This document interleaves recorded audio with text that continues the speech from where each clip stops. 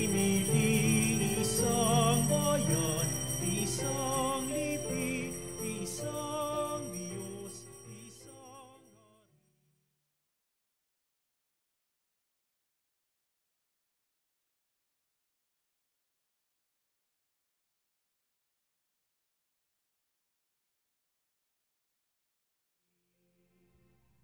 Halina't magkaisa tayo sa pagdiriwang ng banal na misa. Simulan natin sa ngalan ng Ama at ng Anak at ng Espiritu Santo. Amen. Ang pagpapala ng ating Panginoong Jesucristo, ang pag-ibig ng Diyos Ama at ang pakipagkaisa ng Espiritu Santo naway sumainyong lahat. At sumainyo rin. Ginalawang pag-ibig sa patuloy na pagkalinga ng Diyos upang pagpapaling mag-umapaw para sa atin ngayon ang tugon sa lahat ng ating mga pangailangan dahilan sa pag-ibig ng Diyos at sa lahat ng pagpapalang ipinagkakalob sa atin sa tuwina. Kaya upang tayo'y maging marapat na gumanap sa pagdiriwang na ito'y aminin natin ang ating mga pagkukulang. Humingi tayo sa Diyos ng kanyang awa at patawad. Inaamin ko sa makapangyarihang Diyos at sa inyong mga kapatid na lubha akong nagkasala sa isip, sa salita at sa gawa at sa aking pagkukulang. Kaya sinasamo ko sa mahal na Birheng Maria, sa lahat ng mga anghel at mga banal, at sa inyong mga kapatid na ako'y panalangin sa Panginoong ating Diyos. Kaawan tayo ng makapangyarihang Diyos, patawarin tayo sa ating mga kasalanan at patnubayan tayo sa buhay na walang hanggan. Amen. Panginoon, kaawaan mo kami. Panginoon, kaawaan mo kami. Kristo, kaawaan mo kami. Kristo, kaawaan mo kami. Panginoon, kaawaan mo kami. Panginoon, kaawaan mo kami. Ginugunita natin si San Antonio Abad. Manalangin tayo. Ama naming makapangyarihan, pinagbigyan mong ikaw ay mapaglingkuran ni San Antonio Abad na sa disyerto namuhay, pakundangan sa kanyang pagdalangin, ikaw naway aming lubusang mahalin sa pagtalikod ng sa pangsariling kaluwagan namin sa pamamagitan ni Jesucristo kasama ng Espiritu Santo magpasawalang hanggan. Amen.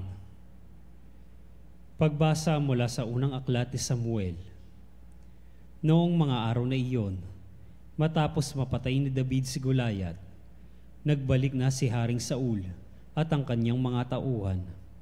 Sa bawat bayang madadaanan nila, sinasalubong sila ng mga kababaihan na umaawit at sumasayaw sa salo ng mga pandereta at alpa. Ganito ang kanilang awit.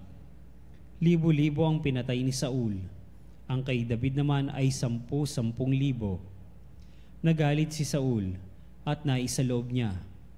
Kung sinasabi nilang 10,000 ang pinatay ni David at ako'y libo-libo lang, kulang na lamang ay siya ang kilalanin nilang hari. At mula noon, naging mainit na ang mata niya kay David. Minsan nasabi ni Saul kay Jonathan at sa kanyang mga tauhan ang balak niyang pagpatay kay David. Mahal ni Jonathan si David, kaya sinabi niya rito ang balak ng kanyang ama. Ang sabi niya, binabalak kang patayin ng aking ama. Bukas ng umaga, magtago ka sa isang lugar. Yayayain ko naman ang aking ama sa may pinagtataguan mo at kakausapin ko tungkol sa iyo. Pagkatapos naming mag-usap, sasabihin ko agad sa iyo ang anumang sasabihin niya.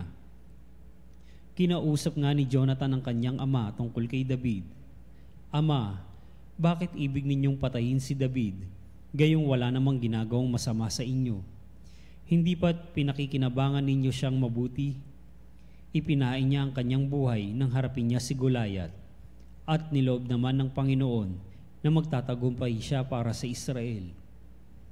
Alam ninyo ito at inyo pang ipinagdiwang. Bakit niyo siya papatayin, gayong wala siyang kasalanan? Dahil dito, nagbago ng isip si Saul.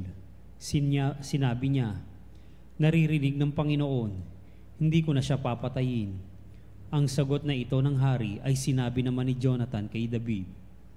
Isinama pa siya ni Jonathan sa hari, at tulad ng dati, pinaglingkuran niya ito. Ang salita ng Diyos. Salamat sa Diyos. May tiwala ako sa Diyos, hindi ako matatakot. May tiwala ako sa Diyos, hindi ako matatakot. Maawa ka, Panginoon, ako'y iyong kahabagan. Lagi akong inuusig, nilulusob ng kaaway. Nilulusob nila ako, walang likat, maghapunan. May tiwala ako sa Diyos, hindi ako matatakot. Ang taglay kong sulirani, nababatid mo ng lahat. Pati mga pagluha ko'y may talaan ka ng ingat. Kung sumapit ang sandaling ako sa iyo ay humibig, ang lahat ng kaaway ko ay tiyak na malulupig. Pagkat aking nalalamang Diyos ang nasa aking panig. May tiwala ako sa Diyos, hindi ako matatakot. May tiwala ako sa Diyos, pangako niya'y iingatan. Pupurihin ko ang poon sa pangakong binitiwan. Lubos akong umaasa at may tiwala ako sa Diyos.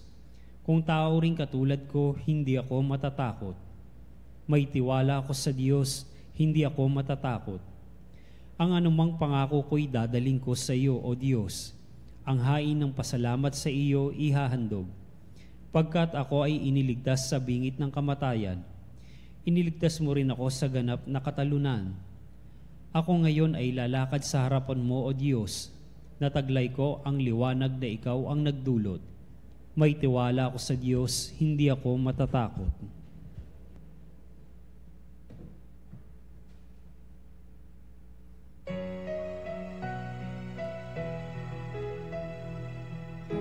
Alleluia, alleluia, alleluia. Alleluia, alleluia, alleluia. Alleluia. Si Kristo ay nagtagumpay, nalupig ang kamatayan, nagningning ang pagkabuhay.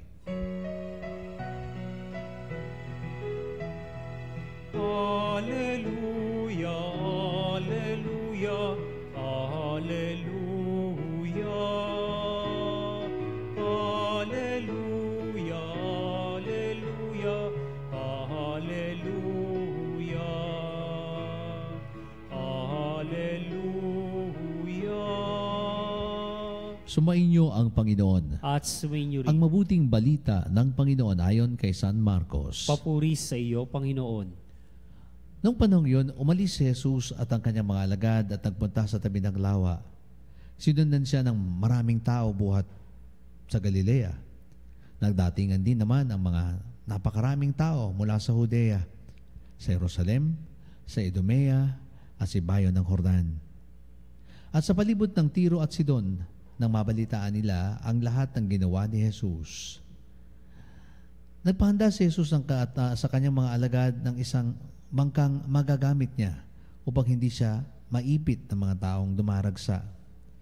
Marami na siyang pinagaling kaya't pinagdumugan siya ng lahat ng may sakit upang mahipo man lamang nila. Bawat inaalihan ng masamang espiritu na makakita sa kanya ay nagpapatira pa sa harapan niya at sumisigaw, "Ikaw ang anak ng Diyos!" At mahigpit silang pinagbawalan ni Jesus. Ayaw niyang ipasabi kung sino siya. Mga kapatid, ang mabuting balita ng Panginoon. Pinupuri ka namin, Panginoong Hesukristo. Magandang umaga po sa inyong lahat. Good morning. Magandang gabi po sa mga panalig po natin sa Middle East at magandang tanghali o magandang hapon sa mga taga-Amerika. At ang tayo po ngayon ay nasa sumusunod na panahon ng karaniwang panahon. At pag-uusapan natin dito yung tungkol kay Goliath, Goliath, sa wikang Ingles. At saka pagtapos ng success, yung nagtagumpay ni Haring David sa kanyang kampanya, pagtapos ng kanyang tagumpay, nagkaroon ng insecurity to si Haring Saul. At ang nangyari, mga kapatid at mga kapanalig, ay gustong ipapatay o patayin ni Haring Saul si David. Ngayon, may best friend at si David, ang pangalan niya Jonathan. Dito lumitaw yung pangalang Jonathan. yung stronger friendship nila. Sabi nga nila, ang pagmamahal daw ni Jonathan at David ay parang higit pa sa mga magkasintahang babae at lalaki. Ganun ka-strong ang nila, ang kanilang friendship, no? Na kung saan mas kinampihan ni Jonathan si David kaysa sa tatay niya.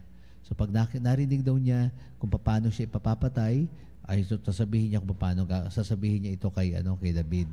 So pinakiusapan niya ang kanyang ama, bakit po niyo ginagawa ito kay David pagkatapos na bigyan ka ng tagumpay, no? Sabi na pinaslang niya ang matangkad na lalaki, ang higanting tao ng mga Pilisteo, bakit mo ginagawa to? Ayan, at nagbago daw ang isip nito. Mga kapatid, kinakailangan ang aral nito ay tungkol dun sa mga insecurity. Lalong-lalo na kapag mas tanyag yung kasunod mo o kung sino man, wag tayong matitinag, no? Kasi bakit po may mga taong bigger than us, may greater than us, minsan mas bata sa atin, mas marunong, mas matalino. Huwag tayong mawala ng kasi kanya-kanya po tayo ng kontribusyon sa kagaganda ng anumang organisasyon natin. At kung panahon na natin mga kapanalig na lumipas at ipasa yung kapangyarihan, don't cling to power. Because there will be times, no, na ang mga anumang meron sa atin, mawawala po sa atin yan at kailangan natin ibigay sa iba. At lahat ng bagay lumilipas, including power, no? At kapag tayo kumapit sa kapangyarihan, makikita natin, isang araw, mapipersa ang pagkakataon na alisin ito sa atin at ibigay sa nararapat. Ito nangyari kay Haring Saul. So pagkatapos ito, ibinigay ang kaharian kay Haring David. At nawala kay Saul ang credit, lahat ni kay King David. Ang simbolo po ng mga Hudyo ay yung tinatawag nating yung Star of David, pinangalan kay David, itong simbolo ng Israel. Ang pinagpiniriwang po natin ngayon mga kapanalig is si San Antonio Abad. Si San Antonio Abad ay nanguna sa tinatawag nating Eastern Monasticism. Noong araw po, yung mga nais sumunod kay Jesus pagkaraan ng persecution ng mga Kristiyano, parang gusto nilang sumunod sa yapak ni Jesus. At ginawa nila, namumuhay sila bilang ermitanyo o hermit. Sila po yung nakatira lang ng isa sa kada lugar, no? Hindi sila magkakaugnay.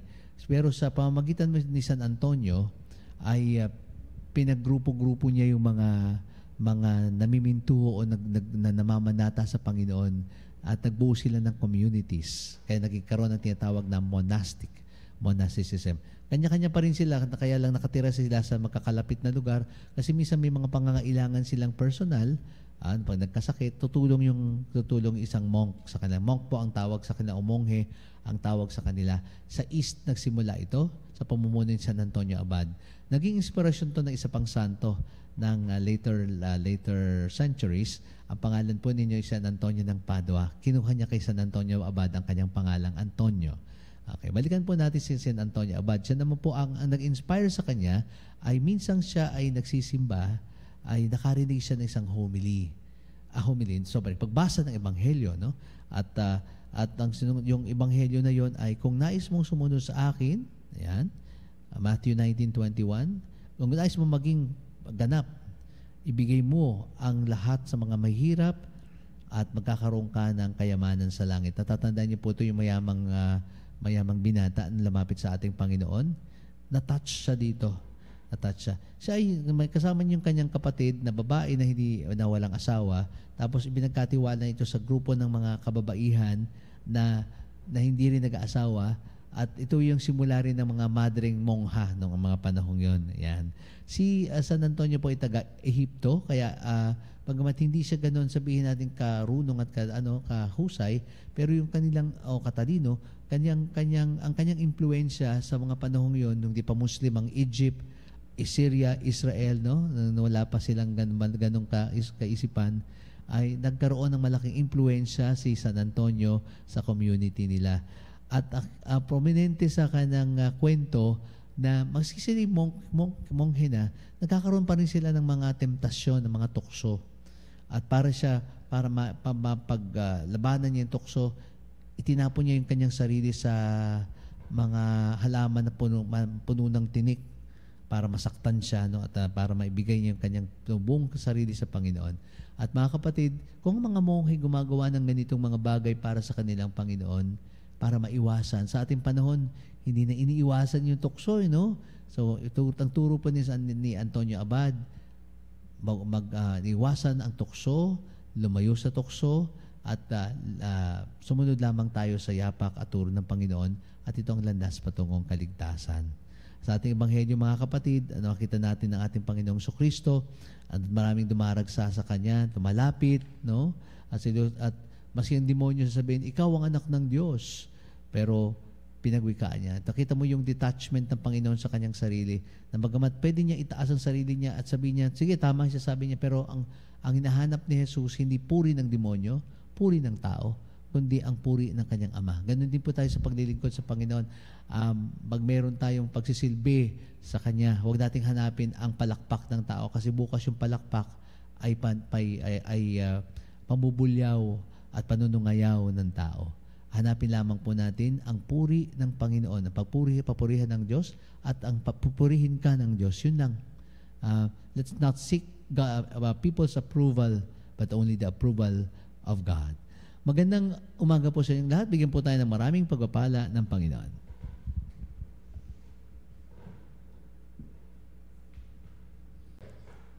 Halina, dudulog tayo sa Diyos sa lahat ng ating ibig na makamit sa buhay, pagpapala at lalo lang sa mga nasa banig ng karamdaman.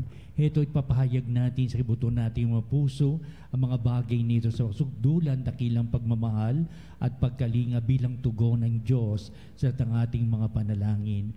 Ang ating pong itutugon sa bawat panalangin. Panginoon, dinggin mo ang aming panalangin. Panginoon, dinggin mo ang aming panalangin. Ang simbahan, naway makatagpo ng pamamaraan na mapalaya ang sinuman sa anumang hadlang upang ipahayag ang ebanghelyo sa mga tao sa ating panahon ngayon. Manalangin tayo sa Panginoon. Panginoon, dinggin mo ang aming panalangin. Sa nagugutom na daigdig, lalo na sa mga taong hindi makatarungang pinagkakaitan ng pagkain, damit at tahanan, naway pagkalooban sila ng Panginoon ng pag-asa at kalakasan ng loob. Manalangin tayo sa Panginoon. Panginoon, dinggin mo ang aming panalangin. Ang lahat ng mga Kristiyano, naway hindi maging mga taong mapagkunwari na sumusunod sa batas, kundi maging mga taong may pusong gagawin ng mabuti at nararapat bilang mga anak ng Diyos. Manalangin tayo sa Panginoon. Panginoon, dinggin mo ang aming panalangin.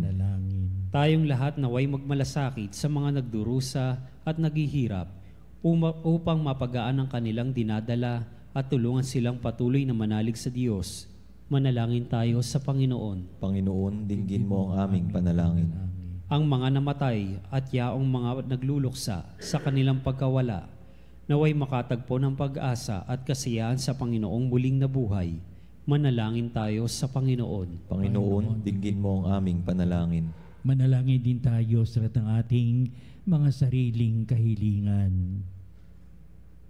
Dito natin tataas ang ating mga panalangin upang lalo nating pagtibayin halaga at kahulugan ng Diyos ay nananahan sa atin, na nakikinig sa lahat ng ating mga ibig na makamit sa buhay, lalo na yung mga maraming pagpapala at gayon din sa mga nasa banig na karamdaman.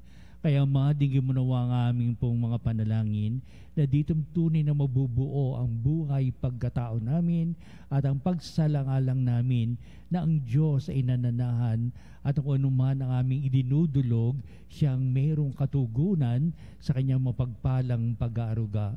Kaya ang lahat na ito hiniling namin sa pamamagitan ng iyong bugtong na anak, ang aming Panginoong Kristo, kasama ng Espiritu Santo, magpasawalang hanggan. Amen.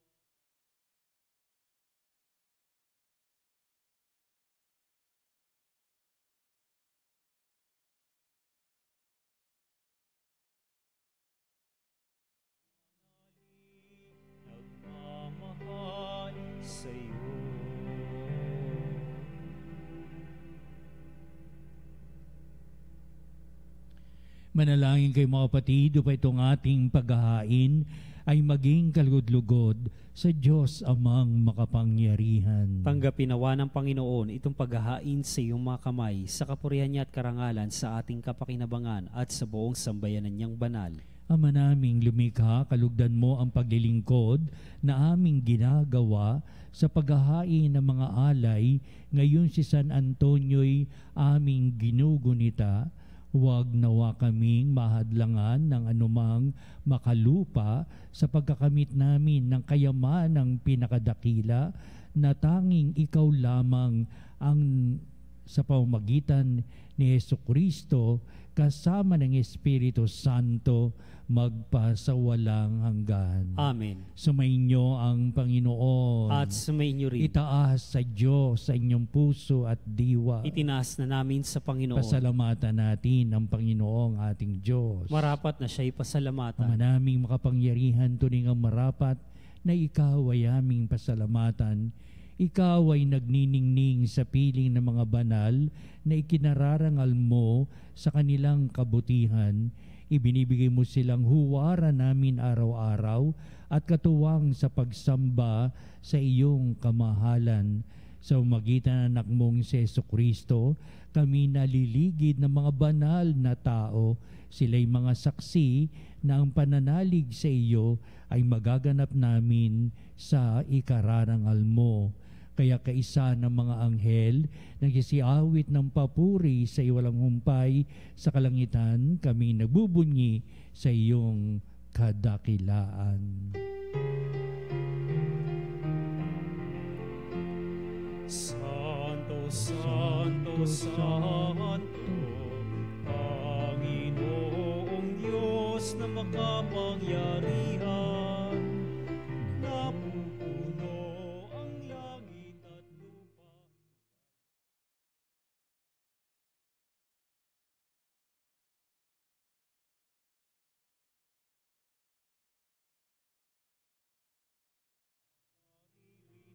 Sa ngalan ng Panginoon, Hosana sa kaitaasan.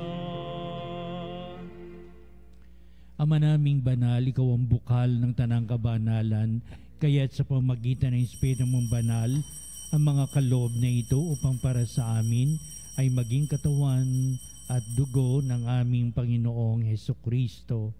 Bago niya pagtiis ang kusang loob na maging handog, hinawakan niyang tinapay, pinasalamatan kanya, pinagati-hati niya yon, iniabot sa kanyang mga lagad at sinabi, tanggapin niyong lahat ito at kanin, ito ang aking katawan na iyahandog para sa inyo.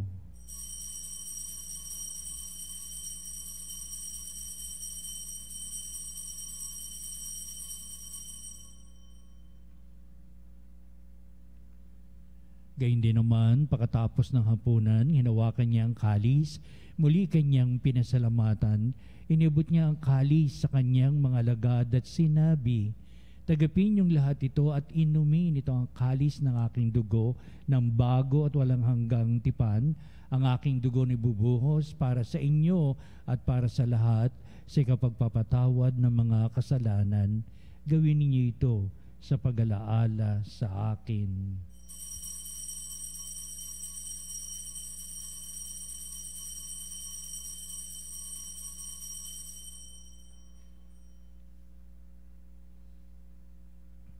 Ipagbunyi natin ang misteryo ng pananampalataya.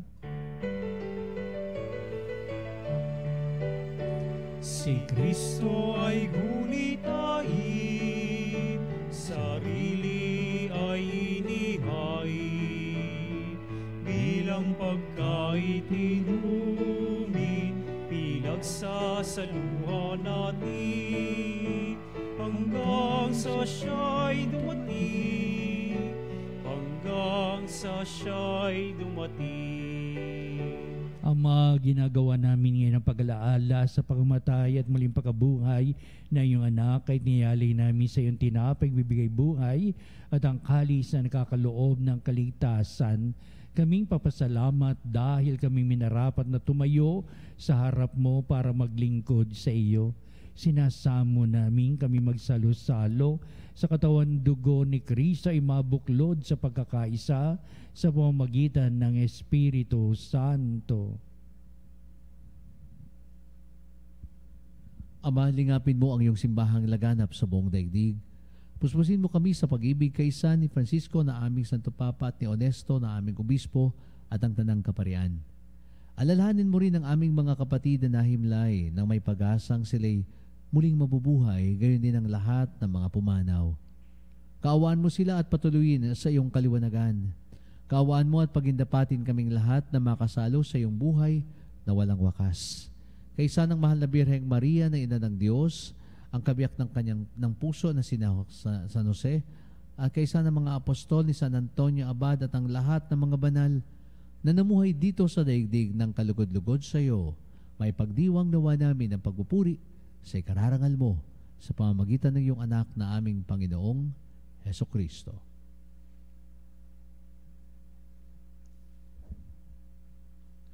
Sa pamamagitan ni Kristo, kasama niya at sa Kanya, ang lahat ng parangal at papuri ay sa iyo, Diyos Amang makapangyarihan, kasama ng Espiritu Santo, magpa sa walang hanggan. Amen. Amen. Amen. Amen. Sa kadalisayan dakilang pag-ibig ng Diyos, hinuhubog niya tayo sa ating dakilang pagkatao at pagiging pagpapahalaga sa misyon ng ating Panginoon Kristong banal. Ating ngayong awitin ang panalangin itinuro sa atin ng ating Panginoon Kristo ang Ama namin.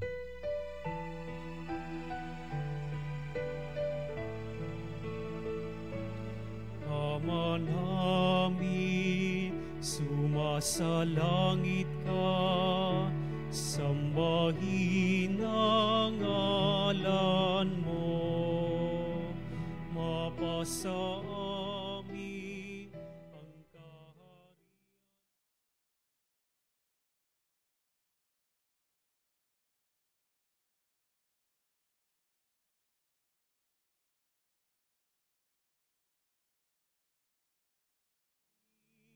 Bigyan mo po kami ngayon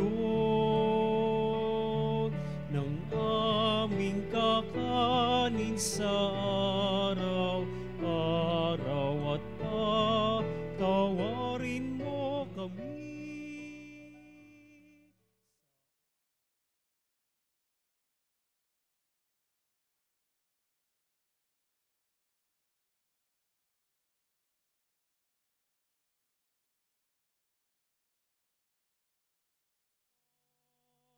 Sa amin, at huwag mo kaming ipahintulot sa tukso,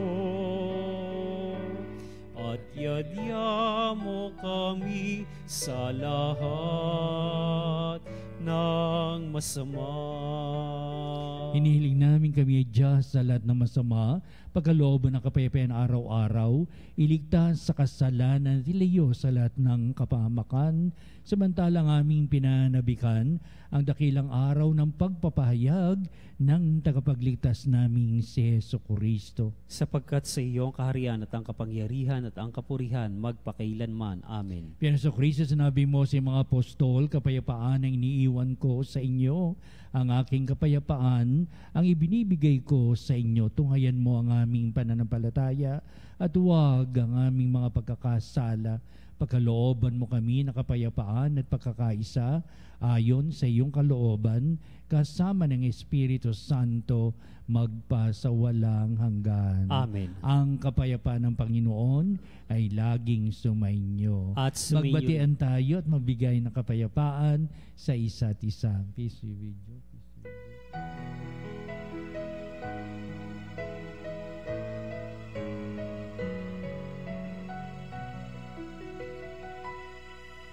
Kordero ng Diyos na nag-aalis ng mga kasalanan ng mundo, maawa ka sa amin.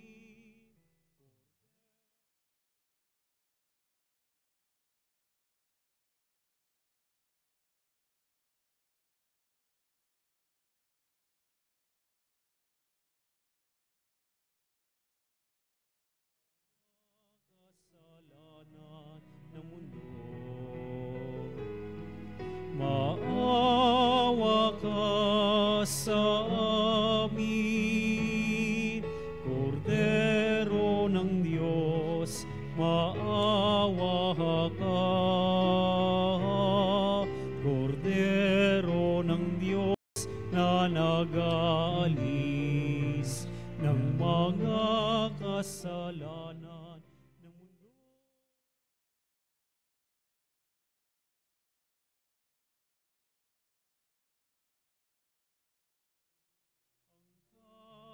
Kapayapaan.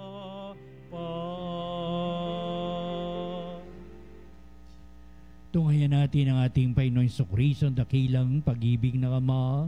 Siya na nag-aalis ng mga kasalanan ng sanglibutan, mapalad na matinatawag sa piging ng Kordero. Panginoon, hindi ako karapat-dapat na magpatuloy sa iyo, ngunit sa isang salita mo lamang ay gagaling na ako.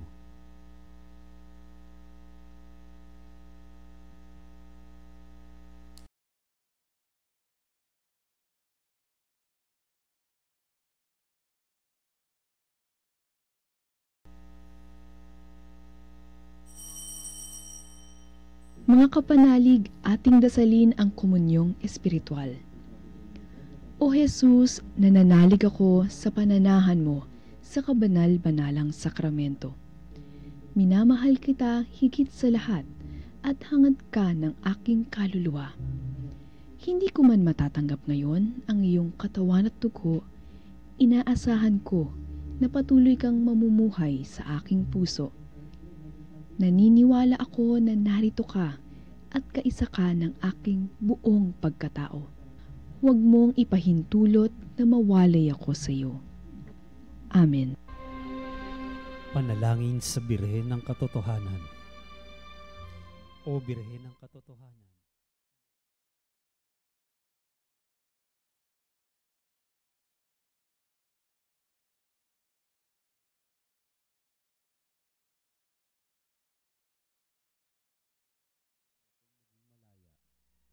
sa oras ng hirap at pagsubok, linawin mo sa akin na nasa krus ang tagumpay.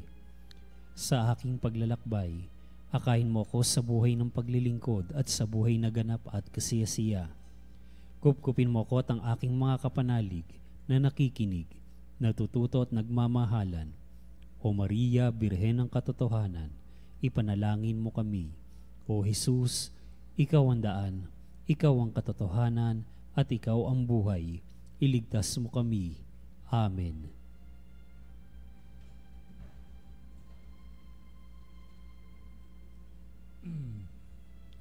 Manalangin tayo. Ama naming mapagmahal, kaming pinapagsalo mo sa banal na pakikinabang ay gawin mo laging makapanaig sa mga kalaban na niloob mong madaig ni San Antonio noong sa lakas ng kadiliman, siya'y matagumpay na nakipagtunggalian sa pamamagitan ni Jesucristo kasama ng Espiritu Santo magpasawalang hanggan. Amen. Isusunod po na sa kabalbanalang sakramento at sa ating munting pagtatanod at sa ating mga panalangin sa bandang hutin bilang pagwawakas ng ating pong banal na gawain.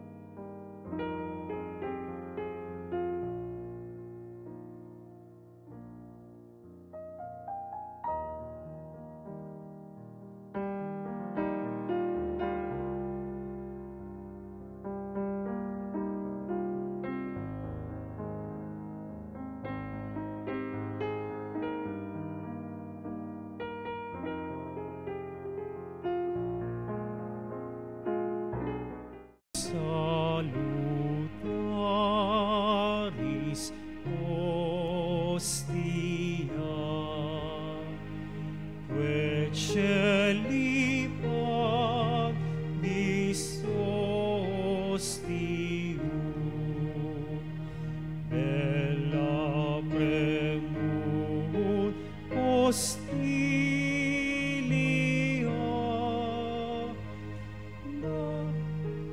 darumur fer auxilium,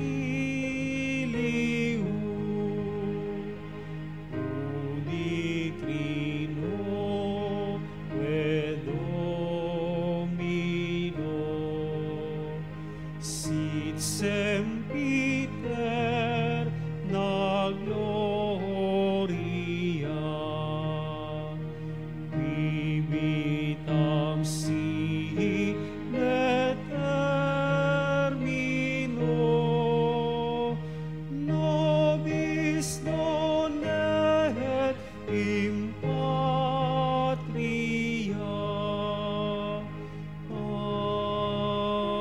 Amen.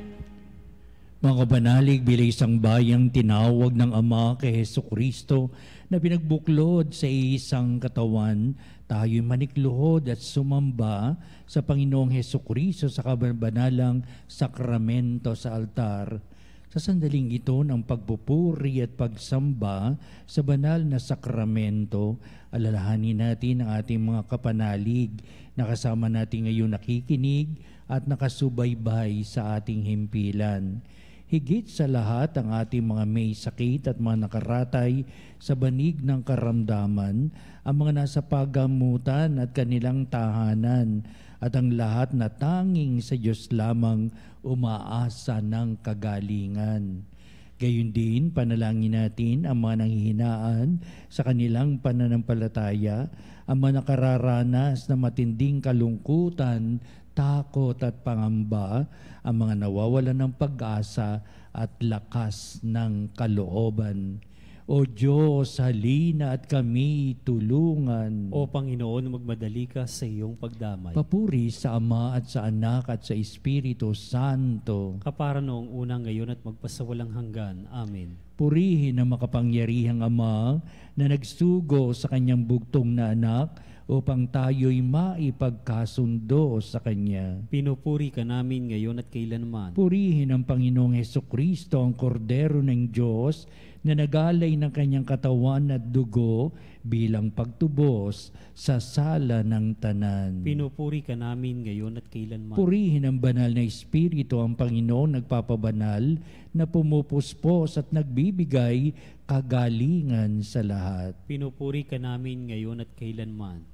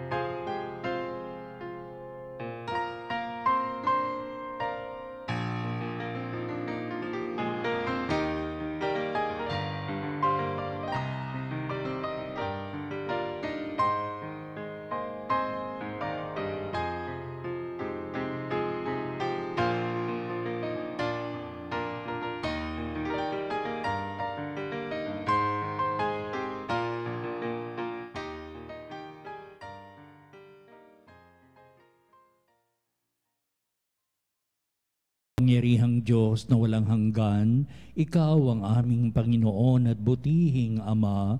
Sa iyong pagpapala, ipinagkaloob mo ang lakas sa aming kahinaan.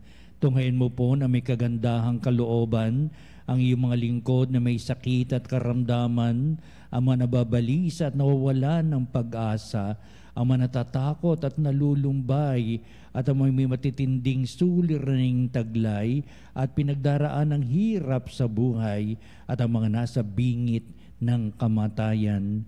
Pagalingin at aliwin mo po sila sa kanilang mga karamdaman at ibalik sa kalusugan at kapanatagan ng kalooban upang mabatid nila ang iyong kabutihan at sila'y magpasalamat sa iyong banal na pangalan. Hiniling namin ito sa pamamagitan ni Kristo ang ating Panginoon. Amen. Panginoon, nagsusumamo kaming dalawin ang tahanang ito at alisin mula rito ang lahat ng mapanirang kapangyarihan ng kaaway. Mananawa rito ang iyong mga anghel at banal upang panatilihin kami sa kapayapaan at sumaaminawang lagi ang iyong pagpapala. Hinihiling namin ito sa pamamagitan ni Kristo ang ating Panginoon. Amen. Gawaran nawa tayo ng makapangyarihang Diyos ng kapanatagan ng kalooban at mapayapang buhay. Amen. Cantum ergo sacramentum veneremur cernui et antiquum documentum docedat ritui restet fides supplementum sensum defectui genitoque lauset jubilatio salus norbitus quoque sit et benedictio procedenti abur troque comparsi laudatio. Amen. Amen. Panem de cielo, prestes isti eis. Omne delectamentum in se habente. Oremus. Deus, qui nobis sub sacramento mirabili, passiones tui memoriam reliquisti, tribue quesimus, itenos corporis et sanguinis, tui sacra mysteria venerari, ut redemptiones tui fructum, in nobis iuditor sensiamus, qui vives et reinas in saecula saeculorum. Amen.